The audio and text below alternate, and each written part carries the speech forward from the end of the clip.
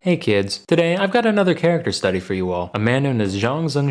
In 1881, he was born into poverty in the Shandong region of China. His father was a head shaver, not a barber mind you. If a head shaver's a barber, then a ditch digger's an architect. He also moonlit as an alcoholic. His mom, meanwhile, was a literal practicing witch and exorcist, already a recipe for success. Zhang joined a group of roving bandits at age 20, as one does, right around the Xinhai Revolution, where the Qing dynasty was overthrown and the Republic of China was established. But in 1916, the kidneys of the nation's widely disliked monarchist leader done shat the bed, causing a power vacuum that ultimately led to what is known as the warlord era of the Republic. During this time, different regions of China were constantly shifting hands between a collection of separate military groups, all of whom were ruthless both to each other and to the people they ruled over. And through charisma, favors to the right people, and a keen sense of military pragmatism, our humble highwayman soon came to be one of these warlords. Now Zhang was quite skilled as a leader of war. After the Russian Civil War, he recruited thousands of fleeing white Russians, not beverages but Bolshevik butchers, which bolstered his battalions and brought big bonuses to his bloodshed. He also made efficient use of armored trains, which proved to be highly cost-effective at transporting large amounts of troops and supplies. But that's not what you people care about, you want some clownage. Well, rest assured, Zhang was quite the character. Now we all know the age-old debate between positive and negative reinforcement. On the one hand, if you treat people well, you'll probably get the same treatment back later down the line. But on the other hand, nobody's ever taught a tiger to jump through flaming hoops with just pets and temptations. And if you think that's messed up, that's because, well, yeah, it is. Circuses are fucking evil. But like all great leaders, Zhang knew how to appropriately apply both the carrot and the stick. As an example of the former, he defeated the forces of enemy General Wu Peifu largely by convincing members of his army to defect, with the promise that they could keep their original rank after switching sides, which he fulfilled. But then he was like, yeah, I don't know if my loyal men would be too happy about being outranked by strangers. Well, only one solution here. All my guys are ranking up. Problem was, so many officers were promoted that Zhang literally ran out of gold and silver to make new insignias. He was like, I gotta think about this. Went out for a smoke, looked down, hey, wait a minute, and had the rest of the emblems made out of the colorful foil found in cigarette packages. It's said that during the promotion ceremony, people would look down and notice their little star already had a rip in it before the event was even over. But hey, there's still a colonel or poobah or whatever now, they can't complain. On another occasion, he proudly announced that he would either win an upcoming battle or return home in his coffin. And though Zhang was many things, he was not a liar. So after he ended up retreating, his men paraded him through the streets in a casket while he waved and sheafed on a cigar. So you're probably wondering why they called him the Dogmeat General. At this point, my head was swimming with lurid fantasies about him eating dog flesh or wearing dog flesh or eating dog flesh. Turns out, nah, he was just real into pai gow, of which the act of playing was colloquially referred to as eating dog meat. And also because he ate dogs. He was also sometimes jokingly referred to as the three don't knows, since he didn't know how much money he had, how many concubines he had, or how many men were in his army. Well, funny, there was some truth to the nickname, which did sometimes cause issues. Some were minor. For one, he had a lot of trouble remembering the names of the 30 to 50 women of all nationalities in his harem, but he got around this by just assigning them numbers. Number 4 is real flexible, 27 makes a killer quiche, watch out for 14, she's a biter, and so forth. Other times, things got a little more dire. Later in his career, Zhang became the military governor of the province of Shandong, and while the warlord life suited him, domestic affairs were another story. Rampant human rights violations aside, the whole thing was just way poorly managed. For example, while Zhang did collect taxes on everything from theater performances to tobacco examination licenses, relatively little of his extortions went towards his war efforts or anything practical, with most of it being funneled into vanity projects and his own personal riches. So how did he fund his army? Well, for those playing at home, it's time to take a shot, because Zhang printed tens of millions of dollars worth of paper money in the form of military stamps with no reserve to back them up. Obviously, massive inflation ensued, but Zhang just said no, insisted the stamps had a 1-to-1 conversion with real money, and continued paying his men at the same rate. Fortunately for them, the invisible hand of the market is no match for the very visible fist of the soldier, because they just kick old merchant ladies' asses till they accepted the currency at face value. But unfortunately, kicking old ladies' asses can't solve everything. In the summer of 1927, Shandong was hit with a famine caused primarily by drought. At the time, many people prayed to Zhongxian, a folk deity, in an attempt to bring rain to these crusty lands. But Zongchang, he don't get on his knees for nobody. He walked right up to the statue in Xian's temple, starts bitch slapping it, tells it to go fornicate with its sister, and then has his artillery crew fire shells straight into the sky for hours on end to show that god who he's dealing with. Sources differ on when the next rain was, but it did eventually rain, so in the end, Zongchang got the last laugh. Speaking of which, our boy was also a renowned poet. Here's a piece he wrote about that very event. The sky god is also named Zhang. Why does he make life hard for me? If it doesn't rain in 3 days, I'll demolish your temple. Then I'll have cannons bombard your mom. Truly prophetic. He's got a few other good ones too. Let me just dim the lights real quick. Yeah. This one's called Visiting Mount Tai.